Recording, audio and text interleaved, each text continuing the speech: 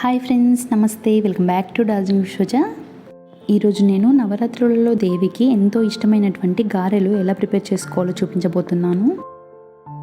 ఈ గారెలు అనేవి ఇలా చేస్తే క్రిస్పీగా టేస్ట్ చాలా బాగుంటుంది.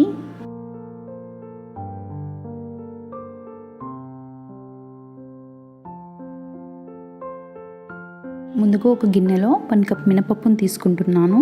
ఈ పప్పును 2-3 టైమ్స్ బాగా వాష్ చేసుకుని ఈ పప్పు నానడానికి సరిపడే అన్ని వాటర్ని యాడ్ చేసుకుని 3 అవర్స్ నానబెడుతున్నాను. 3 అవర్స్ తర్వాత పప్పు బాగా నానుతుంది. ఇప్పుడు ఇందులోనే ఎక్స్ట్రా వాటర్ అన్ని తీసేసి ఓన్లీ పప్పును మాత్రమే మిక్సీ జార్లో యాడ్ చేస్తున్నాను.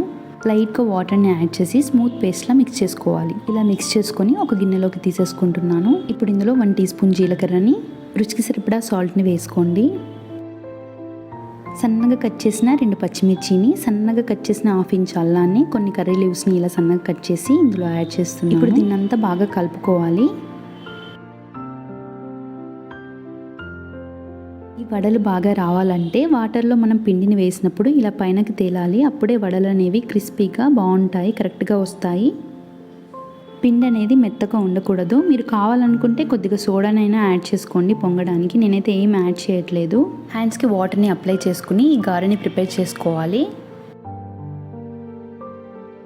ఆయిల్ అనేది వేడిగా ఉన్నప్పుడే ఇందులో వేయాలి. వీడియోలో చూపిస్తున్నట్టుగా ఇదే విధంగా మిగిలిన గారెలన్నింటినీ ప్రిపేర్ చేస్తున్నాను.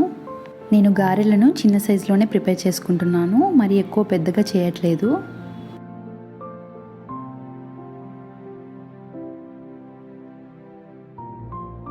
ఒకవైపు లైట్గా ఫ్రై అయిన తర్వాత ఇంకో వైపుకు టర్న్ చేస్తున్నాను.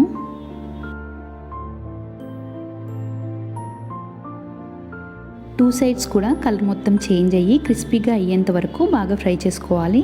మీడియం టు హై ఫ్లేమ్లోనే ఫ్రై చేస్తున్నాను. లో ఫ్లేమ్లో ఫ్రై చేసుకుంటే గారెలకు ఆయిల్ ఎక్కువగా పడుతుంది. ఈ కలర్లోకి చేంజ్ అయిన తర్వాత ఒక గిన్నెలోకి తీసేసుకుంటున్నాను. చాలా సింపుల్గా క్రిస్పీగా ఎంతో టేస్టీగా ఉండేటువంటి గారెలు రెడీ.